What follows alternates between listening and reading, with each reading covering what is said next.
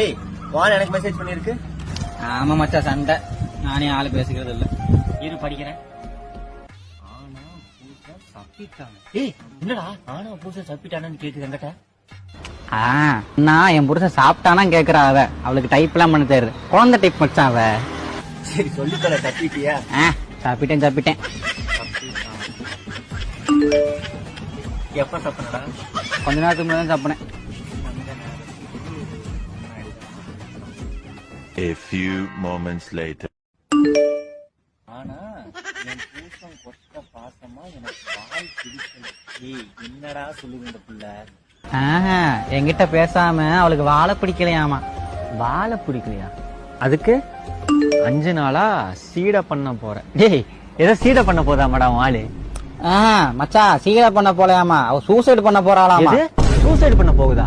ஒழுங்கா அவட்ட